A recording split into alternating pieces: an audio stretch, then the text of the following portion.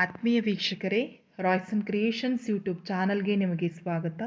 ಇಂದಿನ ಈ ವಿಡಿಯೋದಲ್ಲಿ ಕರ್ನಾಟಕ ಶಾಲಾ ಪರೀಕ್ಷೆ ಮತ್ತು ಮೌಲ್ಯ ನಿರ್ಣಯ ಮಂಡಳಿಯವರು ಬಿಡುಗಡೆ ಮಾಡಿರುವ 10ನೇ ತರಗತಿಯ ಮಾದರಿ ಪ್ರಶ್ನೆ ಪತ್ರಿಕೆ 2025-26 ತೃತೀಯ ಭಾಷೆ ಹಿಂದಿ ವಿಷಯ ಮಾದರಿ ಪತ್ರಿಕೆ 3ರ ಸಂಪೂರ್ಣ ಪ್ರಶ್ನೆಗಳನ್ನು ಅವುಗಳ ಉತ್ತರಗಳೊಂದಿಗೆ ವಿಶ್ಲೇಷಣೆ ಮಾಡೋಣ.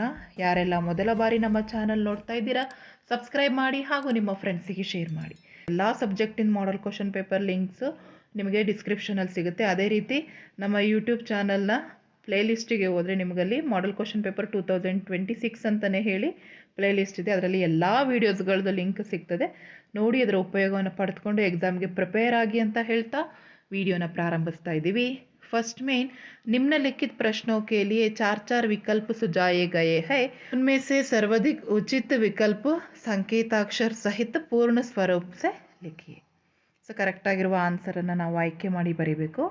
ಫಸ್ಟ್ ಕ್ವಶನ್ ನೋಡೋಣ ಮಕ್ಕಳ. ಹಾನಿ ಕಾ ವಿಲೋಮ ರೂಪ ಹೈ. ಸೊ ಹಾನಿ ಪದದ ವಿಲೋಮ ರೂಪ ಕೇಳಿದ್ದಾರೆ. ನಷ್ಟ, ನುಕ್ಸಾನ, ಉಪಕಾರ, ಲಾಭ.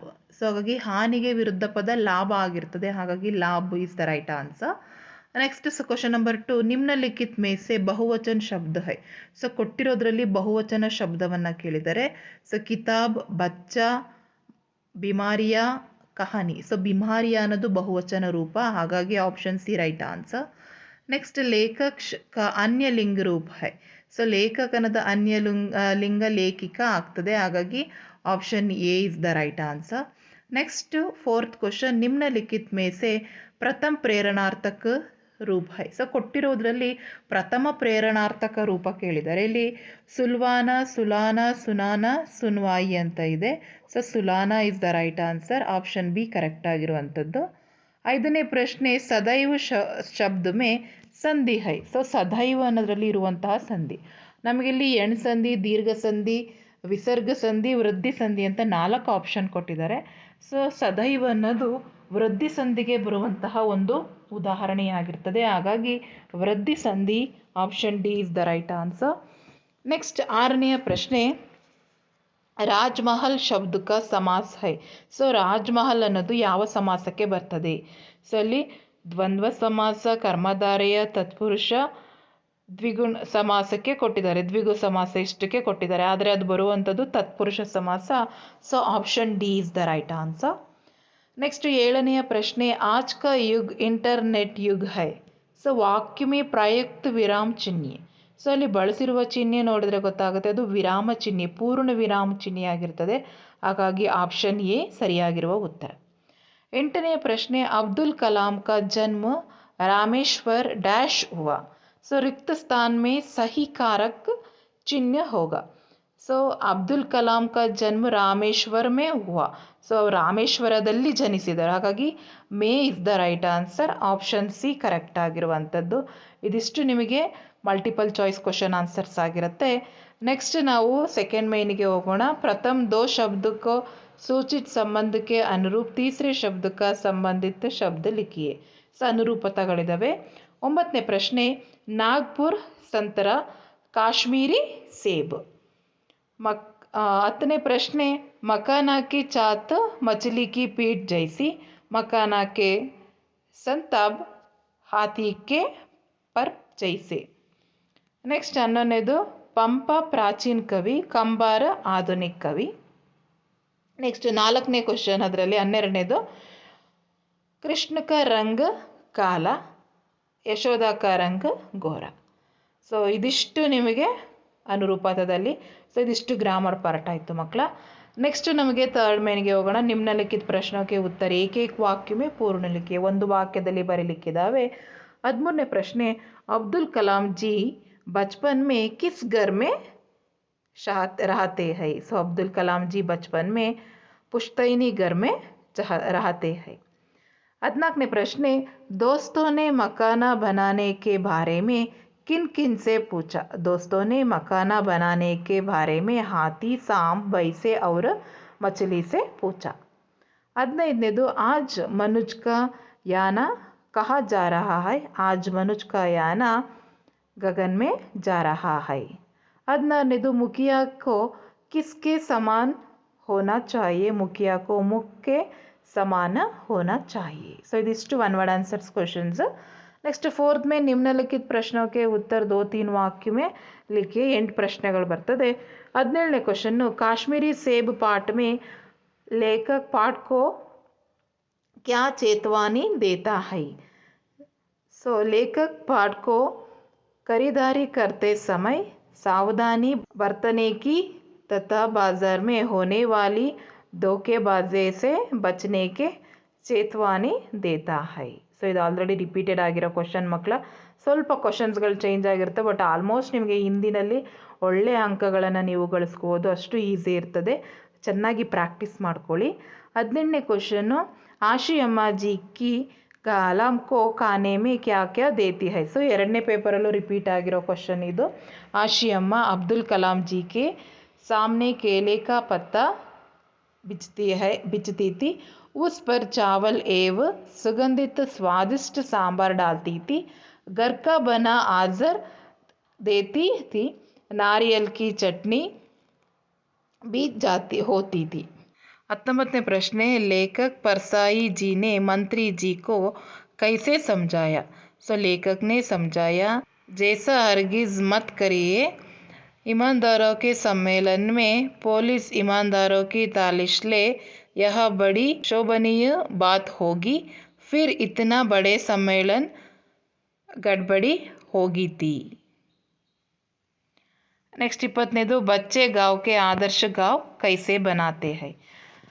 बाल शक्ति टोली के बच्चे स्कूल के परिसर को स्वच्छ रखते हैं, गांव की गंदगी को दूर करते हैं, ताज़ा रोज़ 1 घंटा गांव की सफाई में लग देते हैं, गांव में कोई गटूटे थे उनके मिट्टी से टाम देते हैं, गांव को हर बार रखने के लिए गांव के चारों तरफ पेड़ पौधे लगते हैं. नेक्स्ट 21ನೇದು, कवि दिनकर जी को अनुसार मानव का सही परिचय क्या है, स्पष्ट कीजिए. मानव के प्रेम का रिश्ता जोड़ना, आपस की दूरी को मिटाना, स्वयं को पहचाना, भाईचारे को समझाना, बुद्धि पर हृदय की जीत करना ही मानव की सही परिचय है. नेक्स्ट, यशोदा कृष्णा के जैसे मानती है. यशोदा कृष्णा को मानती है कि एक कृष्णा सुनो, बलराम जन्म की जुगलखोर है, मैं गोधन की कसम खाकर कहती हूँ, मैं ही तेरी माता हूँ और तुम मेरा पुत्र हो. नेक्स्ट 23ನೇ ಪ್ರಶ್ನೆ, ಶನಿ ಅತ್ಯಂತ ठंडा ग्रह कैसे है. ಅದಕ್ಕೆ ಆಪ್ಷನ್ ಕೊಟ್ಟಿದ್ದಾರೆ. ಫಸ್ಟ್ ಆನ್ಸರ್ ಇದಕ್ಕೆ ನೋಡೋಣ. शनि ग्रह सूर्य से पृथ्वी की अपेक्षा करीब 10 गुना अधिक दूरी पर है. सूर्य का ताप शनि ग्रह पर बहुत ही कम पहुंचता है, इसलिए शनि के वायुमंडल का तापमान 0 से नीचे 150 डिग्री सेंटीग्रेड के आसपास रहता है. इस कारण शनि का अत्यंत ठंडा ग्रह है. ಸೊ ಅದಕ್ಕೆ ಆಪ್ಷನ್ ಕೊಟ್ಟು ಶನಿ का वायुमंडल कैसे बनाए ಕೇಳಿದರೆ, शनि का वायुमंडल हाइड्रोजन, हीलियम, मीथेन तथा अमोनियम गैस के बना है. 24ನೇದು, महात्मा गांधी जी का सत्य की शक्ति के बारे में क्या कथन है. सत्य एक विशाल वृक्ष है, उसका जितना आदर किया जाता है उतने ही फल उसमें लगते हैं, उनका अंत नहीं होता है. ಸೊ ಅದಕ್ಕೆ ಆಪ್ಷನ್ ಕೊಟ್ಟು मीना मैडम द्वारा आयोजित कार्य शिविर के विषय कौन से थे. सो कार्य शिविर के विषय थे कविता वचन, कविता रचन, नाटक प्रदर्शन, संभाषण कौशल, टेराकूट गुड़िया बनाया इत्यादि. ಸೊ ಇದಿಷ್ಟು ನಿಮಗೆ 2 ಅಂಕದ ಪ್ರಶ್ನೆಗಳಾಗಿತ್ತು. ನೆಕ್ಸ್ಟ್ 4th ಮೇನ್ಗೆ ಹೋಗೋಣ. नेक्स्ट 5th मेन की होगा. निम्नलिखित प्रश्नों के उत्तर 3-4 वाक्य में लिखिए. गिल्लू की दुखद अंत के बारे में लिखिए. ಸೊ ಇದು ಸಹ ರಿಪೀಟೆಡ್ ಆಗೋ ಕ್ವಶನ್ನೇ ಆಗಿದೆ ಮಕ್ಕಳ, ಪ್ರಾಕ್ಟೀಸನ್ನು ಮಾಡ್ಕೊಳ್ಳಿ. ನೆಕ್ಸ್ಟ್, ಇಂಟರ್ನೆಟ್ ಸಮಾಚಾರ ಏಕ ವರದಾನ ಹೈ, ಸ್ಪಷ್ಟ कीजिए. ಸೊ ಕ್ವಶನ್ ಸ್ವಲ್ಪ ಚೇಂಜಸ್ ಆಗಿದೆ ಅಷ್ಟೇ ಮಕ್ಕಳ, ಆನ್ಸರ್ ಸೇಮ್ ಇರುತ್ತೆ. ಒಂದು ಕ್ವಶನ್ ಪೇಪರಿಂದ ಇನ್ನೊಂದು ಕ್ವಶನ್ ಪೇಪರ್ಗೆ ನೀವು ಕ್ವಶನ್ಸ್ ನೋಡ್ತಾ ಹೋದರೆ ಆ್ಯಸ್ ಇಟ್ ಈಸ್ ಸ್ವಲ್ಪ ಆನ್ಸರ್ಸು ಸೇಮ್ ಇರುತ್ತೆ. ಸೊ ಹಾಗಾಗಿ ಚೆನ್ನಾಗಿ ಪ್ರಾಕ್ಟೀಸ್ ಮಾಡ್ಕೊಳ್ಳಿ. ಇಂಟರ್ನೆಟ್ सचमुच एक वरदान है क्योंकि घर बैठे बैठे खरीदारी कर सकते हैं, कोई भी बिल भर सकते हैं, इंटरनेट बैंकिंग द्वारा रकम भेज जा सकती है, इंटरनेट से विचार स्थित चित्र वीडियो चित्र भेज सकते हैं, वे ई गवर्नेंस से प्रशासन पारदर्शी बनाते हैं, वीडियो कॉन्फ्रेंस द्वारा विचार विनिमय कर सकते हैं, इंटरनेट के बिना संचार व सूचन दोनों की क्षेत्र टॉप पड़ा सकते हैं.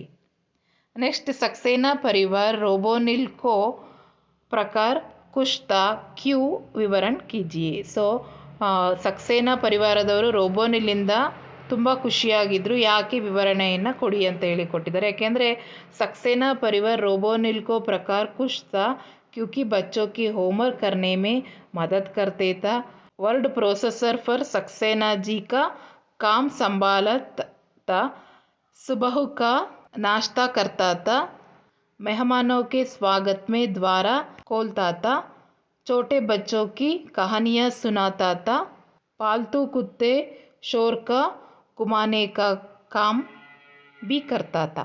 ಸೊ ಹಾಗಾಗಿ ಸಕ್ಸೇನಾ ಪರಿವಾರದವರು ರೋಬೋನಿಲ್ನ ತುಂಬ ಖುಷಿಯಾಗಿದ್ದರು. ನೆಕ್ಸ್ಟ್, ಬಚೇಂದ್ರಿ ಪಾಲ್ ಕಾ ಬಚ್ಪನ್ ಕೈಸೆ ಬೀತಾ. ಸೊ ಬಚೇಂದ್ರಿ ಪಾಲರವರ ಬಚ್ಪನ್ ಹೇಗೆ ಇತ್ತು. ಸೊ ಅದನ್ನು ನಾವು ಬಚೇಂದ್ರಿ ಪಾಲ್ ಕಾ ಜನ್ಮ ಏಕ್ ಸಾಧಾರಣ भारतीय परिवार में हुआ था, बचपन में 5 किलोमीटर पैदल चलकर स्कूल जाना पड़ा था. ಸೊ ಈ ರೀತಿ ಇದರ ಆನ್ಸರನ್ನು ನೀವು ಬರಿತಾ ಹೋಗಿ. ನೆಕ್ಸ್ಟ್ 29ನೇದು, ಕರ್ನಾಟಕ राज्य की शिल्पकला और वास्तुकला अनौखिक है कैसे. Even the same question is repeated in last year 2000. So same question model question paper 2ನಲ್ಲೂ ಸಹ ಕೇಳಿದರು. ಕರ್ನಾಟಕ ರಾಜ್ಯಕ್ಕೆ ಶಿಲ್ಪಕಲಾ और वास्तुकला अनौखिक है, बादामी ಐಹೊಳೆ ಪಟ್ಟದಕಲ್ಲು ಶಿಲ್ಪಕಲಾ और वास्तुकला अद्भुत है, बेलूरू हलेबीडु सोमनाथपुरा मंदिर में पत्थर की मूर्तियाँ सजीव लगती है, ಶ್ರವಣಬೆಳಗೊಳ के ಗೊಮ್ಮಟೇಶ್ವರ की ಏಕಶಿಲಾ ಪ್ರತಿಮಾ है. ಸೊ ಇದಿಷ್ಟನ್ನು ನೀವು ಬರೆದಿರಿ ಮಕ್ಕಳ. ಸೊ ಪೂರ್ತಿ ಅಂಕ ಸಿಗ್ತದೆ. मातृभूमि कविता के प्रकृति सौंदर्य कैसे वर्णित है. मातृभूमि का प्रकृति सौंदर्य अत्यंत सुंदर है, मातृभूमि के धारे भरे सुहाने हैं, यहाँ के वन उपवन फल फूलों से युक्त है, मातृभूमि का अंदर अपार खनिज संपदा है. नेक्स्ट 31ನೇದು, समय अत्यंत अनमोल है, कविता का आधार पर स्पष्ट कीजिए. ಸಮಯ ತುಂಬ ಅತ್ಯಮೂಲ್ಯ. ಯಾಕೆಂತ ಹೇಳಿದ್ರೆ क्योंकि समय धन से ही अनमोल है, सब समय सुसमय होता है, कोई भी संपत्ति समय की जमानत नहीं कर सकती, एक फल को भी तुच्छ समझाना नहीं चाहिए क्योंकि इनकी एक एक फल से हमारा जीवन बना है, समय को खोने से हमेशा के लिए ಪಚ್ತಾನಾ ಪಡ್ತಾ ಹೈ. ನೆಕ್ಸ್ಟ್ ನಮಗಿಲ್ಲಿ ಒಂದು ಇದನ್ನು ಕೊಟ್ಟಿದ್ದಾರೆ ಮಕ್ಕಳು, ದೋಹೆಯನ್ನು ಕೊಟ್ಟಿದ್ದಾರೆ, ಅದರ ಭಾವಾರ್ಥವನ್ನು ಬರಿಬೇಕು. ನೆಕ್ಸ್ಟ್ ನಮಗೆ ಗದ್ಯಾಂಶವನ್ನು ಕೊಟ್ಟಿರ್ತಾರೆ, ಕನ್ನಡ ಅಥವಾ ಇಂಗ್ಲೀಷಲ್ಲಿ ಅನುವಾದ ಮಾಡಬೇಕು. सत्य की महिमा अपार है, सत्य अत्यंत शक्तिशाली है, अंत हमें सत्य बोलने का अभ्यास करना चाहिए. ಸತ್ಯದ ಮಹಿಮೆ ಅಪಾರವಾಗಿದೆ, ಸತ್ಯವು ಅತ್ಯಂತ ಶಕ್ತಿಶಾಲಿಯಾಗಿದೆ, ಆದ್ದರಿಂದ ನಾವು ಸತ್ಯ ಮಾತಾಡುವುದನ್ನು ಅಭ್ಯಾಸ ಮಾಡಬೇಕು. ಸೊ ಇಂಗ್ಲೀಷಲ್ಲೂ ಇದೆ. So you can practice in any language. 6th ಮೇನ್ ನಿಮ್ನಲಿಖಿತ ಪ್ರಶ್ನ का उत्तर 4-5 वाक्य में लिखिए. ಇಲ್ಲಿ 2 ಪ್ರಶ್ನೆಗಳು, ಪ್ರತಿ ಪ್ರಶ್ನೆಗೆ 4 ಅಂಕ. राज किशोर का मानवीय गुण अनुसरणीय है कैसे बताए, अथवा बसंत एक स्वाभिमानी और ईमानदारी लड़का है कैसे स्पष्ट कीजिए. ಸೊ ಈ 2 ಕ್ವಶನ್ಸು ಸಹ ಸೇಮ್ ರಿಪೀಟ್ ಆಗಿದೆ, ಹಾಗಾಗಿ ನಾನೇನು ಆನ್ಸರ್ ಹೇಳ್ತಾ ಹೋಗಲ್ಲ, ಡಿಸ್ಪ್ಲೇ ಮೇಲೆ ಕಾಣಿಸ್ತಾ ಇದೆ, ಪ್ರಾಕ್ಟೀಸ್ ಮಾಡ್ಕೊಳ್ಳಿ. 2 ಕ್ವಶನ್ ಬಹಳಷ್ಟು ಇಂಪಾರ್ಟೆಂಟ್ ಮಕ್ಕಳ. ನೆಕ್ಸ್ಟ್ 35ನೇ ಪ್ರಶ್ನೆ ಅಸಫಲತಾ ಪೋಯಮ್ ಇದೆ. ಸೊ 4 ಅಂಕಕ್ಕೆ ಡೆಫಿನೆಟ್ ಕ್ವಶನ್ನೇ ಆಗಿರ್ತದೆ. नेक्स्ट 7ನೇ ಮೇನಿಗೆ ಬಂದರೆ ಗದ್ಯಾಂಶಕ್ಕೋ ಪಡ್ಕರ್ ನಿಮ್ನಲಿಖಿತ ಪ್ರಶ್ನೋಕ್ಕೆ ಉತ್ತರ ದಿಕ್ಕಿಯೇ. ಸೊ ಇಲ್ಲಿ ನಮಗೆ ಗದ್ಯಾಂಶವನ್ನು ಕೊಟ್ಟಿದ್ದಾರೆ. ಸೊ ಇಲ್ಲಿ 4 ಕ್ವಶನ್ ಕೊಟ್ಟಿದ್ದಾರೆ ನೋಡಿ ಮಕ್ಕಳ. ಈಸಿಯಾಗಿ ನೀವು ಆನ್ಸರನ್ನು ಬರಿಬೋದು. ಸೊ ನಿಮಗೆ ಕಾಣಿಸ್ತಾ ಇದೆ ನೋಡಿ, ಒಂದು ಸರಿ ಪ್ಯಾಸೇಜನ್ನು ನೋಡಿ ಪ್ರಾಕ್ಟೀಸನ್ನು ಮಾಡ್ಕೊಳ್ಳಿ. ನೆಕ್ಸ್ಟ್ 8ನೇ ಮೇನಿಗೆ ಬಂದರೆ ನಿಮಗೆ ನಿಬಂಧ ಇರ್ತದೆ. ನಿಮಗೆ 3 ನಿಬಂಧ ಕೊಟ್ಟಿರ್ತಾರೆ, ಯಾವುದಾದ್ರೂ ಒಂದು ಆಯ್ಕೆ ಮಾಡ್ಕೊಳ್ಳಿ. ಸೊ ಇಲ್ಲಿ ಇಂಟರ್ನೆಟ್ಟನ್ನು ಕೊಟ್ಟಿದ್ದಾರೆ. ಸೊ ಪ್ರಸ್ತಾವನ್, इंटरनेट के लाभ, इंटरनेट का दुनिया, इंटरनेट से हानियाँ. ನೆಕ್ಸ್ಟ್ ಉಪಸಂಹಾರ ಅದಷ್ಟೇ ಬರೀರಿ. ಸಮೈಕ ಮಹತ್ವ ಅದು ಸಹ ಗೊತ್ತಿದೆ. ಪ್ರಸ್ತಾವನ ಬರೀಬೇಕು, ಸಮೈಕ ಮಹತ್ವವನ್ನು ಬರೀರಿ, ಸಮೈಕ ಸದುಪಯೋಗ ಬರೀರಿ, ಉಪಸಂಹಾರ. ನೆಕ್ಸ್ಟ್ ಬೇಟಿ ಬಚಾವೋ ಬೇಟಿ ಪಡಾವೋ. ಸೊ ಇದು ಅಷ್ಟೇ. ಇವು 3ರಲ್ಲಿ ಯಾವುದಾದ್ರೂ ಒಂದನ್ನು ಆಯ್ಕೆ ಮಾಡಿ ಬರೀರಿ ಮಕ್ಕಳು. ಆ್ಯಂಡ್ ಲಾಸ್ಟ್ ಮೈನಿಗೆ ಬಂದರೆ ನಿಮಗೆ ಪತ್ರಲೇಖನ ಇರ್ತದೆ 5 ಅಂಕಕ್ಕೆ. ಒಂದು ಚುಟ್ಟಿ ಪತ್ರ, ಇನ್ನೊಂದು ತಂದೆಗೆ ಅಥವಾ ತಾಯಿಗೆ ಅಥವಾ ನಿಮ್ಮ ಗೆಳತಿಯರಿಗೆ ಪತ್ರ ಬರೀಲಿಕ್ಕಿರ್ತದೆ. ಚಂದ್ರಯಾನ ಕೆ ಬಾರೆ ಮೇ ಬತಾತೆ ಹುಯೆ ಅಪನೆ ಮಿತ್ರ ಕೆ ಲಿಯೆ ಪತ್ರ ಲಿಖೆ. ಸೊ ಮಿತ್ರನಿಗೆ ಪತ್ರವನ್ನು ಬರೀಲಿಕ್ಕೆ ಕೊಟ್ಟಿದ್ದಾರೆ. ಪ್ಯಾಟ್ರನ್ ಕೊಟ್ಟಿದೆ ಮಕ್ಕಳ ನೋಡಿ, ಇದನ್ನು ಇದು ಮಾಡ್ಕೊಳ್ಳಿ. ನೆಕ್ಸ್ಟ್ ಇನ್ನೊಂದು कोई सकारण देते हुए प्राध्यापक के नाम से 2 दिन छुट्टी मांगते हुए पत्र लिखಿ. ಸೊ 2 ದಿನಕ್ಕೆ ಚುಟ್ಟಿಯನ್ನು ಕೇಳಿ, ರಜೆಯನ್ನು ಕೇಳಿ ನೀವು ಪತ್ರವನ್ನು ಬರೀಬೇಕಾಗುತ್ತೆ. ಪ್ರೇಷಕ್ ಸೇವಾಮೆ ಆದರಣೀಯ ಮಹೋದಯ ಅಂತ ಹಾಕಿ ವಿಷಯವನ್ನು ಬರೆದು ಇದಿಷ್ಟು ಬರೆದ್ರೆ ಮಕ್ಕಳು ನಿಮಗೆ ಕಂಪ್ಲೀಟಾಗಿ 5 ಅಂಕಗಳು ಸಿಗ್ತದೆ. ಹಾಗಾಗಿ ಪತ್ರಲೇಖನ, ಪದ್ಯ ಮತ್ತು ಗದ್ಯಾಂಶವನ್ನು ನೋಡಿ 4 ಅಂಕಕ್ಕೆ ಅಲ್ಲಿ ಕ್ವಶನ್ ಆನ್ಸರ್ಸ್ ಇರುತ್ತೆ ಇದು. ಮತ್ತು ನಿಮಗೆ 4 ಅಂಕದ 2 ಪ್ರಶ್ನೆಗಳು. ಸೊ ಬಸಂತ್ ಏಕ್ ಇಮಾನ್ದಾರ್ ಲಡ್ಕಾ ಹೈ, ಈ ಪ್ರಶ್ನೆಯನ್ನು ಹೆಚ್ಚು ಬಾರಿ ಕೇಳ್ತಿದ್ದಾರೆ. ರಾಜ್ ಕಿಶೋರ್ಗೆ ಮಾನವೀಯ ಗುಣಕ ಅನುಸರಣೀಯ ಕಿಯ. ಸೊ ಇದ್ರ ಮೇಲೆ ಒಂದು ಕ್ವಶನ್ ಇದ್ದೇ ಇರ್ತದೆ ಮಕ್ಕಳ. ಸೊ ಹಾಗಾಗಿ ಇವೆರಡರಲ್ಲಿ ಯಾವ್ದಾದ್ರು ಒಂದು ಕಂಪಲ್ಸರಿ ನೀವು ಪ್ರಾಕ್ಟೀಸ್ ಮಾಡಿಕೊಳ್ಳೇಬೇಕು. ಆ್ಯಂಡ್ ಇನ್ನುಳಿದಂಥವು ಈಸಿಯಾಗಿರ್ತವೆ ಮಕ್ಕಳ, ಅದನ್ನು ನೀವು ಅಟೆಂಡ್ ಮಾಡ್ತೀರಾ. ಸೊ ಪಾಸ್ ಆಗ್ಲಿಕ್ಕಂತೂ ಅಲ್ಲ, ಸ್ಕೋರಿಂಗ್ ಆಗಲಿಕ್ಕೆ ಒಳ್ಳೆ ಅಂಕಗಳನ್ನ ನೀವು ಮಾರ್ಕ್ಸನ್ನು ತಗೋಬೋದು ಹಿಂದಿಯಿಂದ. ಹಾಗಾಗಿ ಚೆನ್ನಾಗಿ ಪ್ರಾಕ್ಟೀಸ್ ಮಾಡ್ಕೊಳ್ಳಿ ಅಂತ ಹೇಳ್ತಾ ವಿಡಿಯೋ ಎಂಡ್ ಮಾಡ್ತಾ ಇದ್ದೀನಿ. Thank you for watching this video.